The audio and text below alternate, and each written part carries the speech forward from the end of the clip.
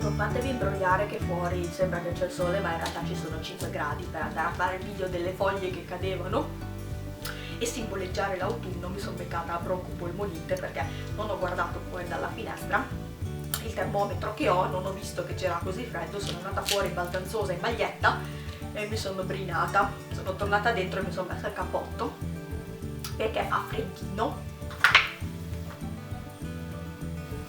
Quindi oggi è il 23 di settembre, esattamente un anno fa, prendevamo la macchina e partivamo dall'Italia per attraversare l'Europa e arrivare fino in Svezia.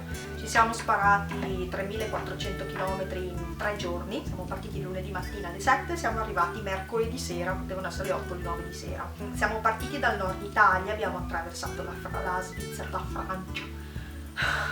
Abbiamo attraversato la Svizzera, abbiamo attraversato tutta la Germania andando verso nord, abbiamo girato verso la Danimarca, l'abbiamo attraversata tutta. Tra la Danimarca e la Svezia c'è un ponte, si attraversa il ponte e si approda dopo il ponte a sud della Svezia. Te la fai tutta verso il nord e arrivi fino alla città di Umeå, che è la città dove siamo noi. In realtà noi non siamo in città, siamo a 50 km a nord della città, ma è più o meno quello. 2 accorgimenti che abbiamo preso prima di caricare la macchina all'inverosimile e farci 3400 km sono stati andare a comprare il navigatore con le mappe aggiornate dell'Europa e andare su un sito internet che si chiama forse tollticket.com e comprare in anticipo i talloncini da appiccicare sul vetro della macchina per l'autostrada in Svizzera e in Austria. Non so se lo sapete, ma in realtà in Svizzera e in Austria non funziona come in Italia che paghi a pedaggio, paghi un ticket una volta all'anno e puoi viaggiare quanto ti pare. Quindi potevano costare circa 8 euro l'uno, abbiamo pagato 15 euro di autostrada sia totale della Svizzera e dell'Austria. Noi partivamo dal nord Italia, quindi il primo giorno abbiamo attraversato la Svizzera, abbiamo attraversato tutta la Germania fino ad arrivare al nord della Germania, ad Hannover, e abbiamo dormito lì in un hotel caratteristico, tutto di legno, carino, eccetera. Ci aspettavamo di arrivare ad un orario decente e poter fare la cena lì, ma in realtà siamo arrivati alle 8 ed c'era buio, il proprietario era già andato a letto e abbiamo dovuto suonare e farci aprire perché probabilmente si aspettava che arrivassimo un po' prima.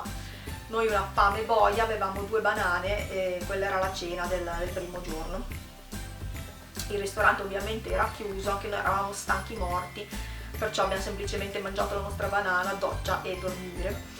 La mattina dopo ci siamo alzati alle 6, siamo partiti alle 7, meno male che c'era la colazione così presto, e ci siamo sparati un altro 1000 e passa chilometri, 1200 forse, per attraversare l'ultimo pezzettino di Germania che ci mancava. Tra l'altro c'erano i lavori e quindi ci abbiamo messo un'eternità.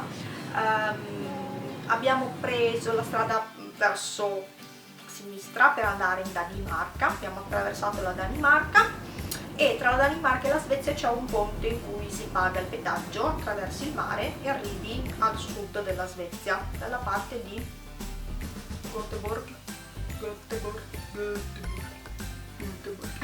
chissà come si chiama, Göteborg. Poi una volta arrivati a sud della Svezia, era pomeriggio inoltrato, ci siamo messi a cercare il bed and breakfast dove avevamo prenotato. Mi è venuta la brillantissima idea di prenotare un bed and breakfast perduto nella foresta, non c'era nemmeno la via, abbiamo dovuto mettere le coordinate del punto nella foresta dove dovevamo arrivare con il navigatore. In realtà ci siamo sbagliati, abbiamo messo una coordinata sbagliata e ci ha portato mezz'ora fuori strada in una fattoria dove c'erano, meno male che c'era almeno la fattoria con le mucche. Ma niente, abbiamo smadonnato un attimo, abbiamo riguardato su internet bene le coordinate del bed and breakfast e l'abbiamo trovato, insomma. Però anche lì siamo arrivati tardi, un sonno boia, e c'erano rimasti da mangiare 2 schiacciatine. Quindi la mattina, altra levataccia alle 5:30, siamo partiti prestissimo, volevamo arrivare, quindi siamo partiti alle 6 e siamo arrivati al pomeriggio tardi.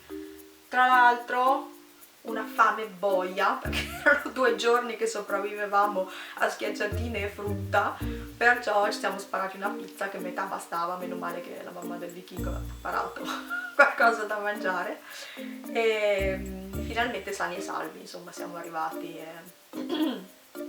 avevo il sedere quadrato, siamo rimasti seduti 12 ore al giorno in macchina per cercare di non addormentarmi. Mi sono sparata l'aria condizionata gelata sulle mani, così, e niente. E notare che ci siamo lanciati in questo viaggio di attraversare l'Europa in macchina, e io il mio viaggio più lungo che avevo fatto in autostrada era andare a Milano da Pavia, sono 40 km, quindi mi sono proprio lanciata all'avventura. Ho detto vabbè, col navigatore prima o poi arrivo e quindi abbiamo prenotato le 2 sere nei 2 alberghi prestabiliti e siamo partiti via. È stato un bel viaggio, pensavo peggio, in realtà ero talmente spaventata, quindi pensavo che questo viaggio sarebbe stato interminabile, e invece in realtà un po' tra la radio, le canzoni, un po' chiacchierare così ci è passata via abbastanza bene. Poi l'ultimo giorno specialmente avevamo talmente voglia di arrivare, che erano già 3 giorni che eravamo in macchina, che non facevamo altro che guardare il paesaggio a destra e a sinistra. Ho detto, oh che bello, è l'autunno, tutti i colori. In realtà c'era anche il sole, c'era abbastanza bello, c'era il sole quando siamo arrivati. Era una giornata esattamente come oggi, quindi c'era freddino, ma insomma sì, c'era una bella giornata. Il pedaggio a pagamento, tocchiamoci la faccia tutto il tempo, e adesso sono tutta gialla perché c'è il sole. Oh signore, accendiamo la luce.